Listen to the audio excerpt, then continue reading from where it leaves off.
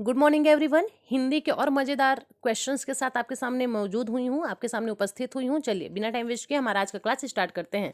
सबसे पहला क्वेश्चन आपकी स्क्रीन पर दिख रहा है, देखते हैं क्या है। अच्छा, एक और क्वेश्चन है, पहले तो ये देख लेते हैं ना।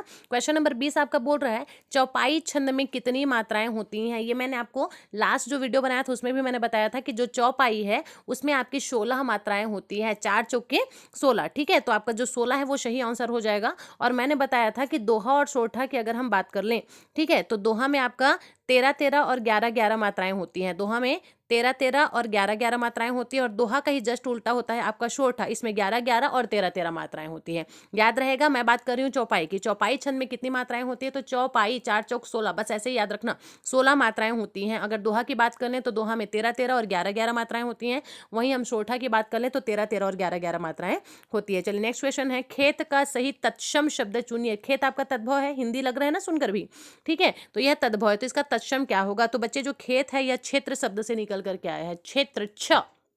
यह जो छ है ना, इस छ का प्रयोग हम हमेशा संस्कृत में ही करते हैं। ये तो एक ट्रिक है जो आप याद रख सकते हैं। जहां पर भी आपको छ छतरी का दिख जाए ना, आंख बंद करके तत्सम मार करके आ जाना, क्योंकि यह जो शब्द है वो सिर्फ तत्सम में यूज किया जाता है। तो खेत कैसा है, यह एक हिंदी शब्द है, यह एक तद्भव शब्द है, और खेत का तत्सम क्या हो जाएगा, आपका क्षेत्र हो जाएगा। नेक्स्ट क्वेश्चन है, जहां उपमेय में उपमान की समानता की संभावना व्यक्त की जाती है वहां कैसा अलंकार होता है। क्या बोल रहा है, उपमेय में उपमान की समानता की संभावना व्यक्त की जाए उसमें हमेशा उत्प्रेक्षा अलंकार होता है। देखो आपको बहुत सारी चीजें मिलेंगी, जैसे कि जनू, जानू, मनु, मानु, ऐसे शब्द जहां पर दिख जाए ना, तो आपको ध्यान रखना है वो आपका उत्प्रेक्षा अलंकार होगा। क्वेश्चन फिर से पढ़ रही हूं, जहां उपमेय में उपमान की समानता की संभावना व्यक्त की जाए वहां कैसा अलंकार होता है, तो उत्प्रेक्षा अलंकार होता है। चलिए नेक्स्ट है, देखी सुदामा दीन दशा करुणा करिके करुणा निधि रोए में कौन सा रस है।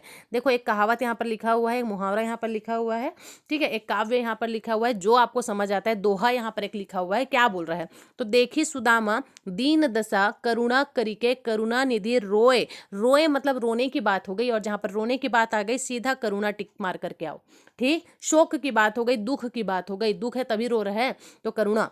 ठीक है, करुण श्रृंगार रस, कौन सा रस हो जाएगा यहाँ पर, करुण रस आपका हो जाएगा। दुख की बात हो गई ना, शोक की बात हो गई। नेक्स्ट क्वेश्चन है हमारा, आजन्म शब्द में कौन सा समास है। आजन्म, आजन्म तो मैंने आपको बताया है कि जहां भी किसी भी शब्द में आपको उपसर्ग दिख जाए या फिर किसी भी शब्द की आपको पुनरावृत्ति दिख जाए, ठीक है, तो कैसा समास होता है, वो आपका अव्ययी भाव समास होता है। आजन्म, जहां भी उपसर्ग दिख जाए तुरंत अव्ययी भाव टिक करके आपको आना। और ये जो आजन्म है ना, ये बहुत ही बार पूछा गया है, तो आप इस क्वेश्चन को अच्छे से याद रख लेंगे।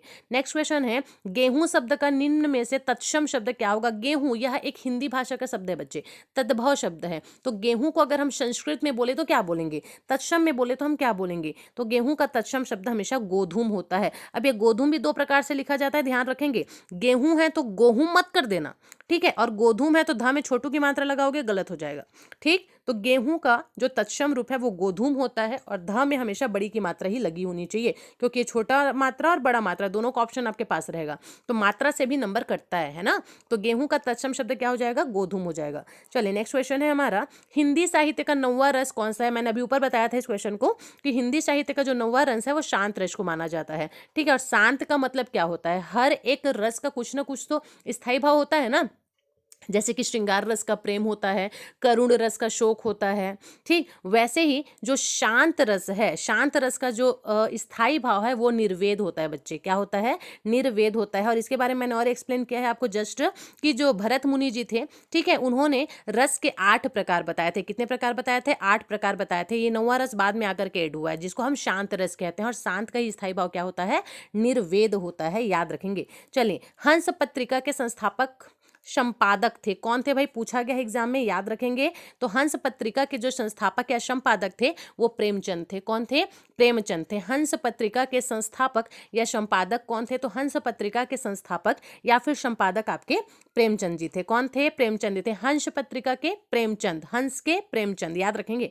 नेक्स्ट है, माता पिता अपने बच्चों से कार्य कराते हैं, निम्न वाक्य में कौन सी क्रिया। क्या बोल रहे हैं, लाइन पहले सुन लो, माता पिता अपने बच्चों से कार्य कराते हैं, तो यह कौन सा वाक्य में क्रिया है, तो यहाँ पर अकर्मक क्रिया है, प्रेरणार्थक क्रिया है, संयुक्त क्रिया है, सकर्मक क्रिया है। तो मैंने ये चीज़ को आपको क्लियरली किया है कि जहाँ पर भी सेंटेंस पढ़कर आपको ऐसा लगे कि यहाँ पर व्यक्ति जो है ना वो स्वयं काम नहीं कर रहा है, ठीक है, वो किसी अगले से या किसी दूसरे से काम करवा रहा है। अब वो दूसरा कोई भी हो सकता है, आपका बच्चा भी हो सकता है।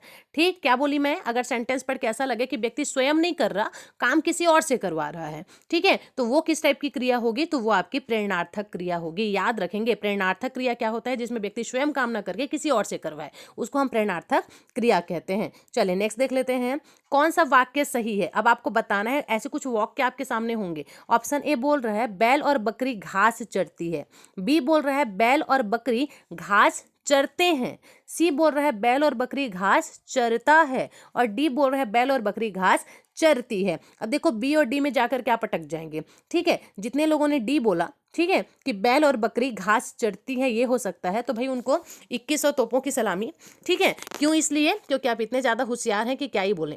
अगर आपने डी को ऑप्शन कहा है तो एक बात बताओ मुझे, बैल जो है पुल्लिंग है कि स्त्रीलिंग है? अगर ये पुल्लिंग है तो ये चरती है कैसे हुआ? ठीक, आया समझ में? दैट्स वाई बी आपका सही आंसर होगा, क्योंकि बैल और बकरी घास चरते हैं, है के ऊपर में बिंदु है और प्लस यहाँ पर चरते शब्द का प्रयोग हुआ है। आ गया? तो थोड़ा सा दिमाग लगाएंगे अपना। नेक्स्ट है आपका, जिसका जन्म पहले हुआ हो, ऐसे वाक्य के लिए एक शब्द का प्रयोग करो। जिसका जन्म पहले हुआ मतलब वो बड़ा हो गया। 4 भाई बहन है, उसमें से जो सबसे बड़ा है, कौन होगा सबसे बड़ा? जिसका जन्म पहले हुआ है। तो जो सबसे बड़ा होता है उसको क्या कहा जाता है? तो उसको अग्रज कहते हैं। यहाँ पर बहुत कंफ्यूजन होता है, ज्येष्ठ, अग्रज, वरिष्ठ, श्रेष्ठ, ऐसे बहुत सारे शब्द यूज होते हैं, है ना। लेकिन ऐसे शब्द जिसका जन्म पहले हुआ हो, उसके लिए हम कौन सा शब्द का प्रयोग करते हैं? उसके लिए हमेशा अग्रज शब्द का प्रयोग करेंगे, ज्येष्ठ का प्रयोग नहीं करेंगे। ज्येष्ठ का प्रयोग बड़ा के लिए होता है, लेकिन यहाँ पर बड़ा छोटा प्रयोग नहीं कर रहे हैं ना हम। यहाँ पर पूछ रहा है सीधा सीधा जिसका जन्म पहले हुआ हो, तो वो क्या कहलाता है? हमेशा अग्रज कहलाता है। नेक्स्ट क्वेश्चन, मेरे घर से आपका घर 5 किलोमीटर दूर है। क्या बोल रहा है क्वेश्चन? ध्यान से समझना। मेरे घर से आपका घर 5 किलोमीटर दूर है। इस वाक्य में घर से में कौन सा कारक है? तो एक बात बताओ, कर्ता ने कर्म को करण से, ठीक, इस करण का कारक चिन्ह क्या होता है? से होता है। और अपादान का भी क्या होता है? से और पर होता है। अब सेंटेंस समझना, मेरे घर से आपका घर, ये मेरा घर है, ये आपका घर है, ठीक। तो मानो मेरे घर से आपका जो घर है ना, इसकी दूरी कितनी है?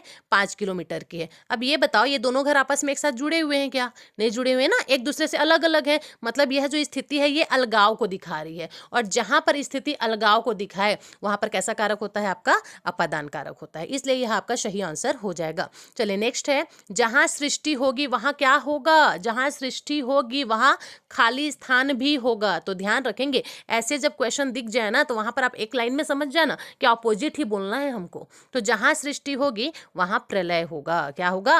प्रलय होगा। नेक्स्ट क्वेश्चन है, निम्नलिखित में से कौन सा शब्द पुल्लिंग है? ध्यान से देखो और बताओ मुझे कि निम्न में से कौन सा शब्द है जो पुल्लिंग है? तो आय स्त्रीलिंग है, नहर भी स्त्रीलिंग है, लहर भी स्त्रीलिंग है, ये जो मंगल है ना यही पुल्लिंग है। अब इसको कैसे याद रखोगे? मंगल तो एक व्यक्ति का भी नाम होता है ना, एक लड़का का भी नाम रख सकते हैं आप मंगल, वहीं लड़की का नाम बुधवारा, ठीक है, ऐसा रखते हैं कि नहीं?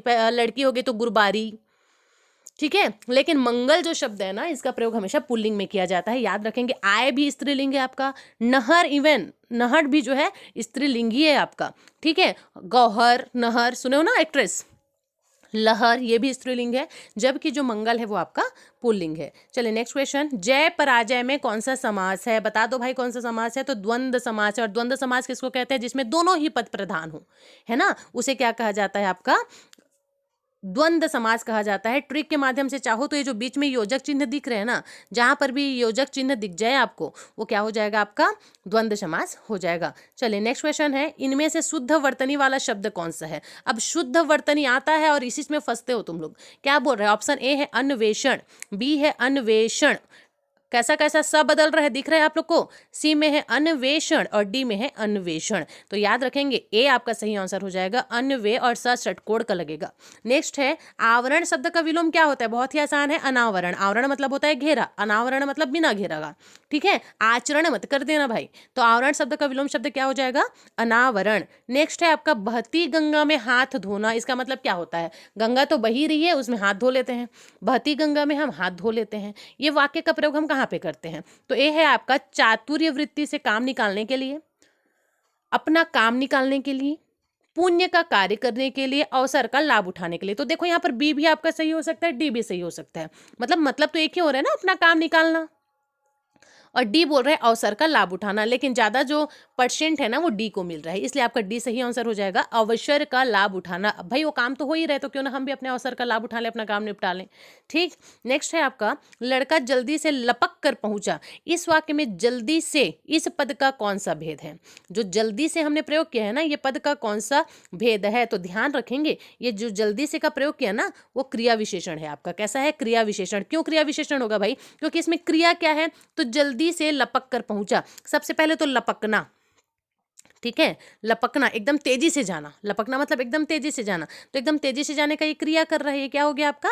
क्रिया हो गया। ठीक है, अब बोल रहा है जल्दी से, जा तो रहा है लेकिन कैसे जा रहा है? जल्दी से जा रहा है, तो यहाँ पर क्रिया की विशेषता पता चली। तो यही पूछ रहा है कि इसमें कैसा शब्द है? तो क्रिया विशेषण, क्योंकि जाना एक क्रिया है लेकिन जल्दी से जाना यह उस क्रिया की विशेषता हो जाएगी। तो यहाँ पर कैसा शब्द प्रयोग किया गया है? क्रिया विशेषण का शब्द प्रयोग किया गया। बहुत आराम से पढ़ेंगे बच्चे, कॉन्सेप्ट क्लियर होना चाहिए, क्योंकि मैं ये नहीं बोलूंगी कि जो मैं पढ़ा रही हूं वही क्वेश्चन आएगा, लेकिन मैं इसीलिए आपको कॉन्सेप्ट को क्लियर करवाते हुए जा रही हूं कि अगर ऐसा क्वेश्चन आए तो आप वहां पर कौन सी बुद्धि का प्रयोग करके किस टाइप से सोच करके आंसर लेंगे। ठीक, चलिए नेक्स्ट क्वेश्चन है हमारा, राजा सेवक को कंबल देता है। राजा सेवक को कंबल देता है, इस वाक्य में रेखांकित पद में कौन सा कारक है? तो ध्यान रखेंगे बच्चे, श्रम प्रदान कारक है। कैसा है? श्रम प्रदान कारक है। जब भी दान देने और लेने की बात हो जाए, श्रम प्रदान कारक होगा। नेक्स्ट है आपका, हिंदी साहित्य का 9वां रस। क्या बोल रहा है? हिंदी साहित्य का 9वां रस कौन सा है? तो हिंदी साहित्य का जो 9वां रस है वो शांत है, मैंने बता दिया आपको। फिर है आपका, तल्लीन शब्द में सही उपसर्ग विच्छेद करना है आपको। सबसे पहले तो बताओ कौन सा उपसर्ग है? तल्लीन। तल्लीन कैसे करेंगे? ऐसे करेंगे, तत् धन लीन इज इक्वल टू तल्लीन। कभी भी तल धन लीन मत कर देना, इसको करके मत आ जाना, गलत हो जाएगा। ठीक है, तो डी आपका सही हो जाएगा, तत् धन लीन। अब तुम बोलोगे मैडम सी भी तो वही लिखा है, तत् धन लीन। मूर्ख, देखो यहाँ पर त के नीचे में हलंत नहीं लगा हुआ है, इसीलिए हम सी को नहीं लेंगे, डी को लेंगे। तत् धन लीन इज इक्वल टू तल्लीन। और यह कैसा किस प्रकार का आपका उपसर्ग लगा हुआ है? तत् धन लीन। कैसा संधि है ये? व्यंजन संधि है। कैसा संधि है ये? व्यंजन संधि है। संधि वैसे भी 3 प्रकार का होता है, पता है ना अपने को, स्वर संधि, व्यंजन संधि और विसर्ग संधि। नेक्स्ट देखते हैं, आचार का विलोम शब्द क्या होगा? तो आचार का विलोम शब्द हमेशा अनाचार लेना है। क्या लेना है? अनाचार, अत्याचार मत ले देना। अब देखो यहाँ पर अनाचार और अनाचार में भी अंतर है। क्यों अनाचार में? यहाँ पर अनाचार लिखा हुआ है, ठीक, और वहीं पर शी देखोगे आप, बी देखोगे तो वहां पर क्या लिखा हुआ है? आनाचार दिख रहा है। मात्रा का अंतर है बच्चे, एकदम ध्यान से। ठीक है, तो आचार का विलोम शब्द हो जाएगा आपका अनाचार, ना कि आनाचार। ठीक, तो अनाचार, ये आपका सही आंसर हो जाएगा। नेक्स्ट है हमारा, हिंदी भाषा में कुल कितनी लिपियां होती है? बता चुकी हूँ ऑलरेडी, जितने वर्ण उतनी लिपियां, 52 वर्ण 52 लिपि होती है। नेक्स्ट है, रमेश ने कहा कि मैं नेहा के गाल पर तमाचा मारूंगा। इस वाक्य में कर्ता कौन सा है? अब कैसे बताएं? रमेश ने कहा कि मैं नेहा के गाल पर तमाचा मारूंगा। कर्ता कौन है? कर्ता किसको कहते हैं? कर्ता मतलब होता है कांड करने वाला, जो कांड कर रहा है ना वही आपका कर्ता है। तो ये नेहा को थप्पड़ मारने वाला कांड कर कौन रहा है? रमेश कर रहा है ना, तो रमेश ही करता होगा। ठीक, चलिए नेक्स्ट है आपका, परंपरा के रचनाकार कौन है? वेरी वेरी इंपॉर्टेंट बच्चे, परंपरा, इसके रचनाकार कौन है? एक रचना है परंपरा, इसके रचनाकार हैं आपके अज्ञेय। कौन है? अज्ञेय, याद रहेगा, परंपरा के रचनाकार कौन है? अज्ञेय है। नेक्स्ट क्वेश्चन है, निम्न में से तद्भव शब्द कौन सा है? तद्भव मतलब होता है हिंदी का शब्द, पहले बता चुकी हूं। तो तद्भव शब्द कौन सा है? शुरू ही देख लो, शुरू में बोल रहा है धुआं। तद्भव शब्द बताना है, धुआं। धुआं, अब ये कैसे पता चलेगा? सबसे पहले तो चंदा बिंदु दिख जाए आपको, और आपको पता होना चाहिए कि जहां पर चंद्र बिंदु दिख गया वो आपका तद्भव में प्रयोग होगा। दूसरा, हम तुरंत अपने माइंड में ला सकते हैं कि जो धुआं है ना, उसी को तो हम संस्कृत में धूम्र भी बोलते हैं। क्या पढ़े हैं ना हमने बचपन में? तो इसीलिए ये आपका सही आंसर हो जाएगा। नेक्स्ट है, वह बहुत तेज दौड़ा फिर भी बस को नहीं पकड़ पाया। ये किस प्रकार का वाक्य है? तो बच्चे, मैंने कल ही आपको समझाया था कि जैसे भी जो भी वर्ड है, जो भी वाक्य है, वहां पर अगर और का प्रयोग हुआ है, तथा का प्रयोग हुआ है, या फिर भी जैसे शब्द का प्रयोग हुआ है, तो वो हमेशा आपका संयुक्त वाक्य रहेगा। बताई थी ना कल की क्लास में मैं बहुत अच्छे से कि जहां भी जिस भी वाक्य में आपको और दिख जाए, तथा दिख जाए, या फिर भी दिख जाए, क्या बोल रहा है? वह बहुत तेजी से दौड़ा फिर भी बस को नहीं पकड़ सका। कोशिश तो किया पर नहीं पकड़ सका। तो जहां भी तथा और फिर भी जैसे शब्द दिखे वो कैसे होंगे? आपके संयुक्त वाक्य होंगे। और वही मिश्रित की बात करूं तो जो भी शब्द में आपको की दिखे, की, की दिख गया, मिश्रित वाक्य है। ठीक, चलिए नेक्स्ट है हमारा, जहां धरती आकाश मिलते दिखाई पड़ते हैं, इसके लिए कौन से शब्द का प्रयोग होता है? मतलब जहां पर धरती मिल रही है ऐसा दिखता है और आकाश मिल रहा है ऐसा लगता है। ठीक है, ऐसे कुछ इस प्रकार से आकाश भी मिल रहा है आके, धरती भी मिल रहा है, तो इसको हम कहते हैं क्षितिज। क्या कहते हैं इसको? हम क्षितिज कहते हैं। नेक्स्ट है, कौन सा शब्द स्त्रीलिंग नहीं है? गुणवत्ता स्त्रीलिंग है भाई, शिक्षा भी स्त्रीलिंग है, योग्यता भी स्त्रीलिंग है, दूध यह आपका स्त्रीलिंग नहीं होगा, यह स्त्रीलिंग में नहीं आता है। ठीक है, दूध कभी भी स्त्रीलिंग में नहीं आता है। हम क्या बोलते हैं? दूध फट गया। आप कभी ये बोलते हो क्या कि दूध फट गई? नहीं ना, तो इसीलिए याद रखेंगे कि दूध पुल्लिंग है, जबकि गुणवत्ता स्त्रीलिंग है, शिक्षा योग्यता ये सारा क्या है? स्त्रीलिंग में प्रयोग होता है। नेक्स्ट है, निम्नलिखित पदों में से किस पद में संधि और समास दोनों है? बहुत ही बेहतरीन प्रश्न है। ऐसे पद बताना है जिसमें संधि भी हो समास भी हो। अब देखो ऊपर जीवन मरण, जीवन धन मरण संधि हो गया, और समास भी होना चाहिए, तो जीवन धन मरण संधि तो हो गया, समास किधर है? नहीं है। पंचतत्व, 5 तत्वों का समूह समास है, पर इसमें संधि किधर है? हस्तलिखित, हाथ से लिखने वाला। ठीक, और चौथा देखो, नीला आकाश, नीला है आकाश। ठीक है, नीला धन आकाश दोनों ही दिख रहे हैं ना अपने को, तो इसीलिए नीला आकाश ये क्या हो जाएगा? हमारा संधि भी है और समास भी है, क्योंकि नीला है आकाश। ठीक है, आकाश तो है पर कैसा आकाश है? नीला आकाश है, तो ये क्या हो गया?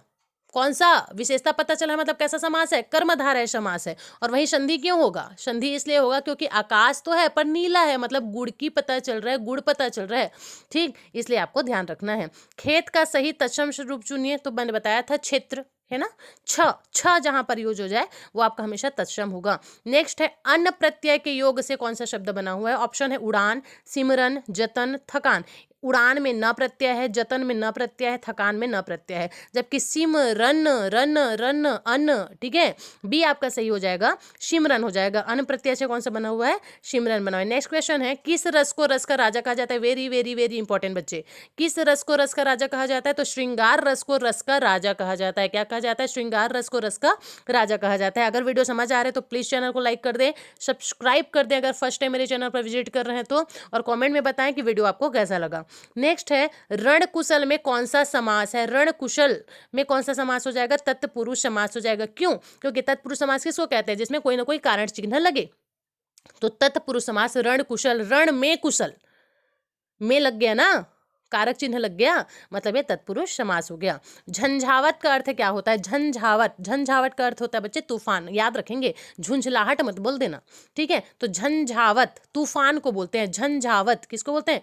तूफान को कहते हैं। नेक्स्ट है हमारा, जहां वाक्य की गति अंतिम रूप ले ले, विचार के तार टूट जाएं, वहां किस चिन्ह का प्रयोग किया जाता है? देखो ऐसे ऐसे शब्द का प्रयोग करेंगे ना कि जानते हुए भी सब भूल जाओगे। जहां वाक्य की गति रुक जाए, अंतिम रूप ले ले, विचार के तार टूट जाए, कहने का मतलब है हम जो कहना चाहते हैं वो खत्म हो जाए, तो लास्ट में हम क्या लगाएंगे? फुल स्टॉप ही ना लगाएंगे, और उस फुल स्टॉप को हम हिंदी में क्या बोलते हैं? पूर्ण विराम बोलते हैं। तो डी हमारा सही आंसर हो जाएगा। नेक्स्ट है, जो शीघ्र ही किसी बात या युक्ति को सोच ले, तुरंत सोच ले बिल्कुल, उसे क्या कहेंगे? अब मान लो पकड़ा गए कुछ करते करते, अब तुमको चाहिए बहाना, ठीक है, और किसी ने आके तुमसे पूछ दिया, तो तुरंत बहाना तुम्हारे माइंड में बन जाता है। तो वही बोल रहा है, जो शीघ्र ही किसी बात या युक्ति को सोच ले उसे क्या कहते हैं? तो उसे प्रत्युत्पन्नमति कहा जाता है। क्या कहते हैं? प्रत्युत्पन्नमति कहा जाता है। नेक्स्ट है, निम्न में से कौन लुटेरा शब्द में प्रयुक्त प्रत्यय है? लुटेरा, लुटेरा में हमने कौन सा शब्द प्रयोग किया है? क्वेश्चन ध्यान से पढ़ेंगे। निम्न में कौन सा लुटेरा शब्द में प्रयुक्त प्रत्यय है? तो यहाँ पर आपको ऑप्शन दिख रहा होगा कि कौन कौन सा शब्द प्रयोग किया गया है। तो सबसे पहला ऑप्शन है आपका एरा, उसके बाद है आ, फिर है रा, और उसके बाद है इरा। तो इनमें से लुटेरा शब्द में कौन सा प्रत्यय प्रयोग किया गया? तो लुटेरा, लुटेरा, इसमें एरा शब्द का प्रयोग